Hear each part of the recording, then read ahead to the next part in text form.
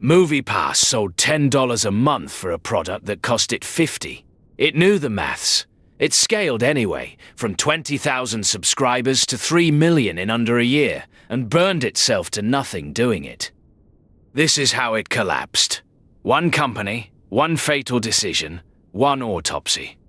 So who signed off on selling every unit at a loss? What did they believe would arrive before the money ran out? And how did a company reach 3 million customers and treat that as the problem rather than the prize? This is what happens when growth is the strategy and there is nothing behind it. MoviePass started in 2011, founded by Stacy Spikes and Hammett Watt. For 6 years, it was a small, careful business. Prices ranged from around $30 to $50 a month depending on the city, which is roughly what a regular cinema-goer actually costs. It grew slowly, and it stayed alive. Spikes had come out of film marketing and founded the Urban World Festival, so he understood the industry he was selling into. The original pitch was modest and specific. Cinemas have empty seats on Tuesday afternoons, and a subscription fills them with people who then buy popcorn. That is a real business, and it is the business the chains eventually built themselves. In August 2017, a data company called Helios and Matheson Analytics bought a majority stake. Its chief executive, Ted Farnsworth, arrived with a different idea. Mitch Lowe, an early Netflix executive who had also run Redbox, was leading MoviePass. Between them, they made one decision that changed everything. Helios and Matheson was a small analytics company whose share price had spent years going nowhere. MoviePass gave it a story, and the story moved the shares far more effectively than any product ever had. They dropped the price to $9.95 a month. For that, a subscriber could see one film a day, every day, in almost any cinema in the country. In most American cities, a single ticket cost more than the entire monthly subscription. Here is the part that people still get wrong. MoviePass was not buying tickets at a discount. It had no bulk deal with the major chains. When a subscriber walked into a cinema, MoviePass paid the full retail price of that ticket, the same as anyone else, and collected $9.95 a month, regardless of how often they went. Put the three numbers on the same axis and the business disappears. The monthly fee sits at $9.95. The average American cinema ticket in 2018 sat at around $9.16. 4 visits, which is a normal month for the kind of person who signs up for a cinema subscription, cost the company roughly $36 against that same $10. A subscriber using the product exactly as advertised, one film every day, could cost several $100s a month against $10 of revenue. The company was not hoping customers would use it lightly. It was advertising daily use as the reason to join. The subscribers arrived immediately, because of course they did. MoviePass went from around 20,000 members to over 1 million within 4 months, and to roughly 3 million by mid-2018. It was, by raw growth, one of the fastest consumer subscription ramps ever recorded. For a few months in 2018, MoviePass was reportedly responsible for a measurable share of all cinema admissions in the United States, which is the strange part. The product worked exactly as designed, and that was the problem. The stated plan was that scale would fix the maths. With millions of members, MoviePass would command bulk ticket pricing from the chains, sell advertising against its audience, take a cut of concessions, and monetize the data about what people watched and where they went. Volume first, revenue later. The data claim deserves a closer look, because it was the load-bearing one.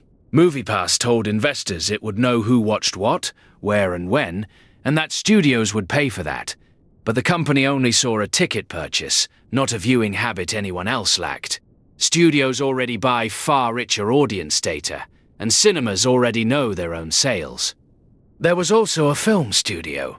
MoviePass Films co-financed and promoted releases, most famously a 2018 gangster picture that opened to some of the worst reviews of the year. A company losing tens of millions a month on tickets had decided to also take on production risk. on the theory that owning the film and the audience closed the loop. The cinema chains declined to help. AMC, the largest, publicly called the pricing unsustainable and refused a bulk deal, correctly reading that MoviePass was training customers to expect a price no one could sustain. The one lever the entire plan depended on was held by companies with no reason to pull it. So the money simply left. Reported losses ran above $20 million a month through the first half of 2018, and in some months above 40. The parent company funded it by issuing shares, which meant the burn was being paid for by a share price that fell every time more shares appeared.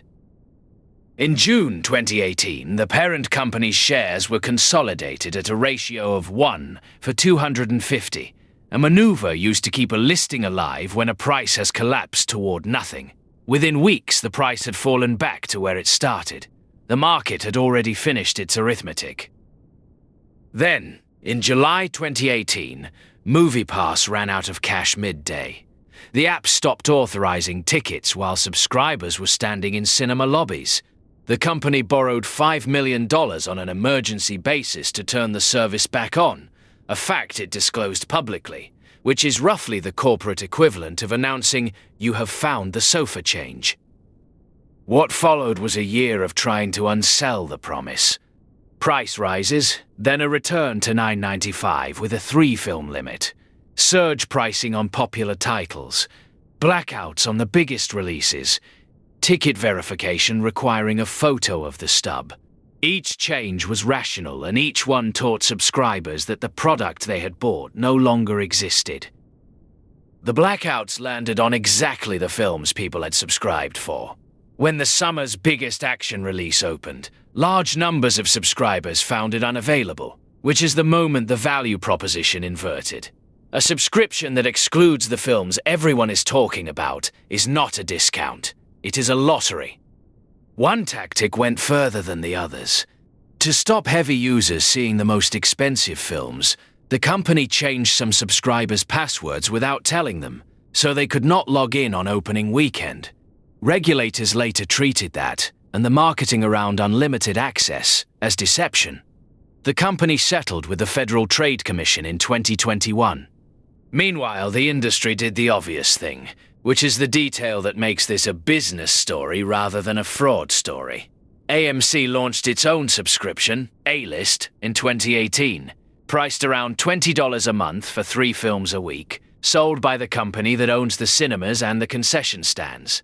It is still running. Cinemark launched its own version in the same period. Both are priced by companies that keep the popcorn margin. That is the whole lesson in one comparison. AMC could sell a subscription because it controlled the cost side. Every visit it subsidized came back as popcorn, drinks, and a filled seat that would otherwise be empty. MoviePass controlled nothing. It was a middleman paying retail and charging wholesale, hoping the gap would be closed by someone else's generosity. MoviePass shut down in September 2019. Helios and Matheson filed for Chapter 7 bankruptcy in January 2020, which is the liquidation chapter, the one with no plan to continue. Investigations followed. Both executives who had driven the growth were later charged with securities fraud over what investors had been told. There was a data breach on the way out, too.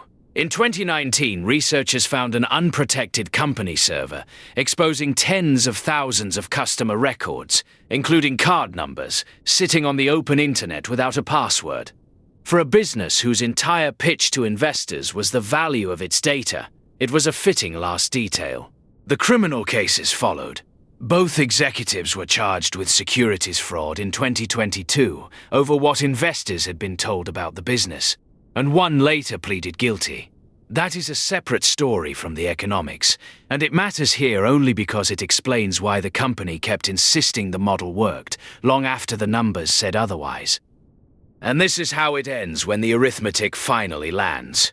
Roughly 3 million subscribers at the peak in 2018, and none at all by the end of 2019, because the service that held them stopped existing. Nothing about the film industry changed between those two bars. No technology arrived, no competitor took the customers. The service simply stopped being able to pay for the thing it had promised, and 3 million people discovered that a subscription is only as real as the arithmetic behind it. So, what was the fatal decision? Not the price cut on its own. Selling below cost to acquire customers is an ordinary tactic used by almost every subscription business that later worked. The fatal part was that MoviePass had no path from the loss to a profit that it controlled. Every route out of the hole depended on a third party agreeing to something they had already refused. There is a version of this that works, and it is the version MoviePass ran for its first 6 years. $30 to $50 a month, priced at what a keen cinemagoer actually costs, growing slowly. It was not exciting, and it did not raise hundreds of millions of dollars. It was, however, a business.